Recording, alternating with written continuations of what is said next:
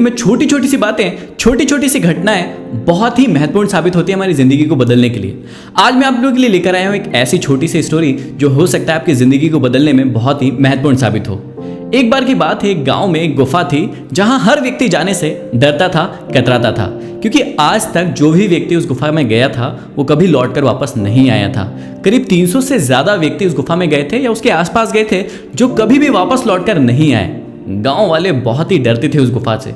एक बार की बात है, एक नवयुवक, एक युवा उस गांव में आया। जब उस युवा को इस बात की पता चला कि जो भी व्यक्ति उस गुफा के आसपास जाता है या उस गुफा में जाता है वो कभी लौट कर वापस नहीं आता, उसने सोचा कि इस मॉडर्न जमाने में ऐसा कैसे हो सकता है कि कोई भी व्यक्ति उस गुफा के पास जाए या गुफा में जाए तो वापस लौट कर नहीं आए। मुझे इस बात का पता लगाना ही होगा। उस व्यक्ति ने एक दिन सोचा कि मैं उस गुफा में जाऊंगा और सारे गांव वालों को इस बात के बारे में बताया। सारे गांव वाले इकट्ठा हुए और उस व्यक्ति को कहने लगे कि यदि तुम उस गुफा में जाओगे तो कभी वापस लौटकर नहीं आओगे। 300 से ज्यादा व्यक्ति आज तक जा चुके हैं और कभी भी लौटकर वापस नहीं आए हैं। यदि तुम भी जाओगे तो तुम्हारा भी ऐसा ही होगा, तुम भी कभी लौटकर वापस नहीं आ पाओगे, मर जाओगे, मत जाओ। उसे डराने लगे। लेकिन वो युवा बहुत ही पॉजिटिव सोच का था। उसने सोचा कि कुछ भी हो मैं उस गुफा में जाकर रहूंगा और देखूंगा कि होता क्या है। वो व्यक्ति गुफा की ओर चलने लगा। जैसे जैसे आगे बढ़ा वो गुफा के पास पहुंचा। थोड़ा थोड़ा डर उसे भी लग रहा था, लेकिन वो रुका नहीं, वो आगे बढ़ता गया। जैसे ही गुफा में पहुंचा वहां बहुत ही अंधेरा था। अंधेरे को देखकर उसे थोड़ा और डर लगा, लेकिन वो रुका नहीं और आगे बढ़ने लगा। जैसे जैसे वो आगे बढ़ने लगा उसे लगा कि कोई उसका पीछा कर रहा है।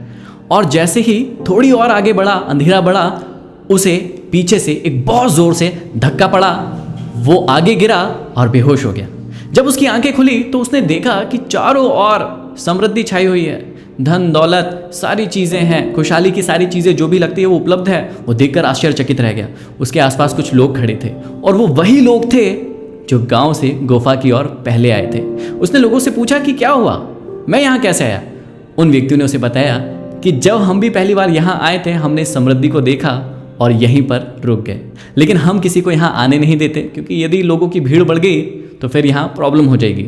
और जो भी व्यक्ति यहाँ आता हम उसे पहले डराने की कोशिश करते और यदि वो नहीं डरता तो हम उसे खींच के अंदर ले आते।